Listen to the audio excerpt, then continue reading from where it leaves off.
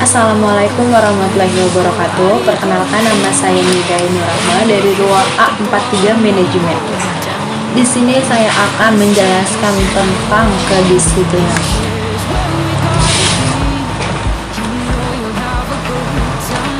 Yang pertama adalah kedisiplinan fungsi evaluasi yang paling terpenting, karena semakin disipliner karyawan, semakin tingginya prestasi kerja yang dapat dicapainya. Dan di sini juga ada kedisiplinan, kesadaran dan kesediaan seseorang menaati semua peraturan perusahaan dan norma-norma sosial yang dilakukan. Dan selanjutnya juga ada kesadaran sikap seseorang yang secara sukarela menaati semua peraturan dan sadar akan tugas dan tanggung jawabnya, bukan atas pelaksanaannya. Dan ada kesediaan suatu sikap, tingkah laku dan perbuatan seseorang sesuai dengan peraturan perusahaan, tertulis atau tidak tertulisnya. Dan di sini juga ada disiplin kerja, suatu alat yang digunakan untuk manajer untuk berkomunikasi dengan karyawan agar mereka bersedia untuk mengubah suatu perilaku, serta sebagai suatu upaya untuk meningkatkan kesadaran dan kesediaan seseorang menaati semua peraturan perusahaan dan norma sosial yang berlaku. Di sini juga ada indikator kedisiplinan, tujuan dan kemampuan atau keteladanan dan kepimpinan, balas jasa, keadilan, waskat atau saksi hukuman, ketegasan dan hubungan kemanusiaan. Dan hal-hal yang menyebabkan persaingan dan konflik. Tujuan yang ingin dicapai adalah ego manusia atau kebutuhan dan perbedaan pendapat, dan salah paham, persaingan yang dirugikan, dan perasaan sensitif.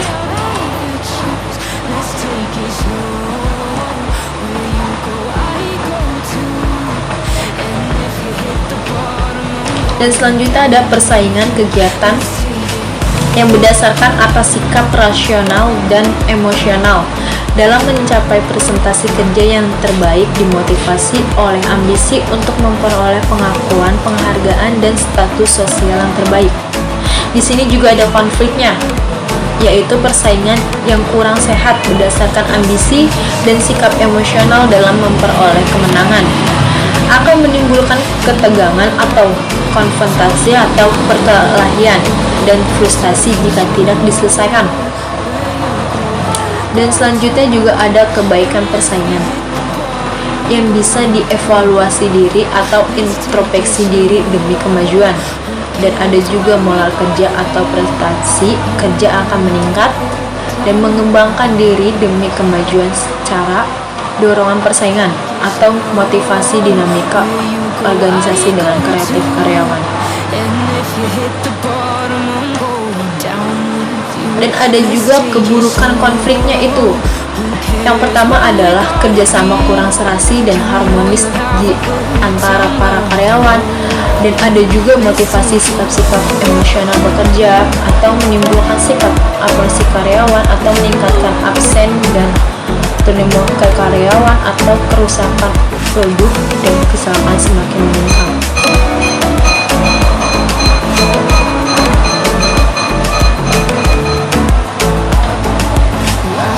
Dan di sini juga ada kepuasan kerja atau stres dan frustasinya pekerjaan.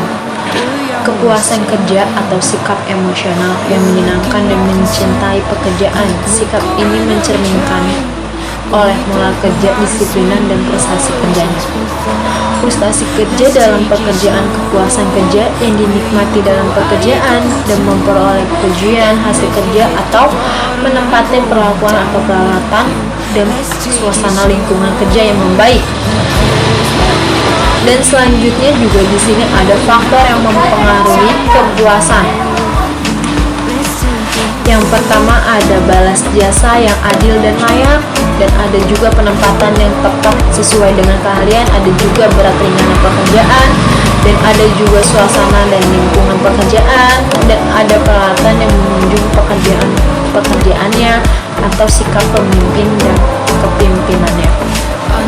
Dan ada juga sifat pekerjaan menonton atau tidaknya. Jadi ada faktor-faktor penyebab stres karyawan. yang disebabkan oleh beban kerja yang sulit dan berlebihan, terus mungkin tertekan dan sikap kepemimpinannya yang kurang adil atau wajar, dan ada juga waktu dan peralatan kerja yang kurang memadai, dan ada juga konflik antara pribadi dan kepemimpinan atau kelompok kerjanya, dan ada juga mungkin balas jasa yang terlalu rendah. Dan di sini pun kita akan menjelaskan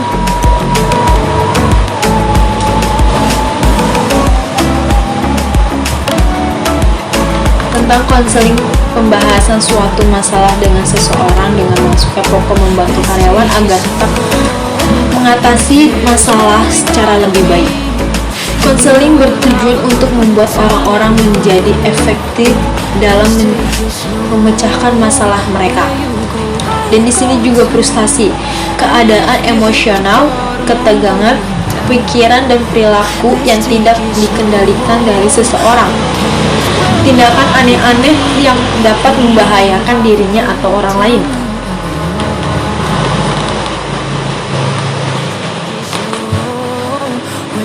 Di sini juga ada perlunya peraturan dan hukuman.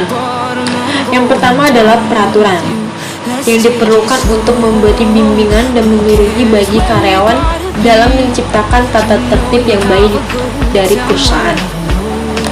Dan ada juga hukuman, diperlukan untuk mengingatkan kedisiplinan dan mendidik karyawan supaya menaati semua perusahaan. Dan ada juga indikator kedisiplinannya yang untuk tujuan dan kemampuannya atau teladan kepemimpinan atau balas jasanya. Dan di sini juga ada keadilannya, mengawasi melekatnya dan saksi hukumannya untuk pekerja. Dan di sini juga ada ketegasan pemimpin. Dan di sini juga ada hubungan kemanusiaan, hubungan yang harmonis dapat memotivasi kedisiplinan yang baik. Dan di sini juga ada bentuk-bentuk disiplin kerja. Ada disiplin retributif, ada disiplin korektif, ada perspektif hak-hak individu, ada perspektif utilitarian, ada juga perspektif utilitarian. Dan selanjutnya juga ada sanksi pelanggaran kerjanya. Dan di mana sanksi pelanggaran ringan bisa ditegur lisan atau ditegur tulisan atau menyatakan tidak puas dengan tertulis. Dan di sini juga ada sanksi pelanggaran sedang, menunda kenaikan gaji, penurunan gaji, dan penundaan kenaikan pangkat. Dan di sini juga ada sanksi pelanggaran beratnya, menurunkan pangkat, pembebasan dari jabatan, dan pemberhentian dari pemecatan. Dan di sini juga ada tertulis dengan konsep kedisiplinan, yang dimana ada tertulis dengan teladan pemimpinan dan kepemimpinannya, yang disiplin dan loyalitas karyawannya. Dan juga ada persaingan antara konflik.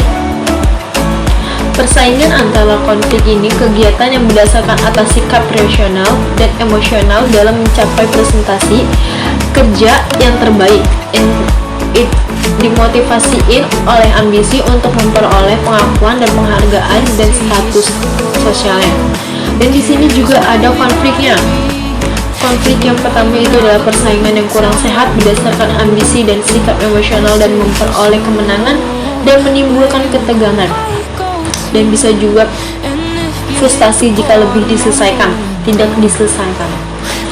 Dan di sini juga ada jenis-jenis konflik.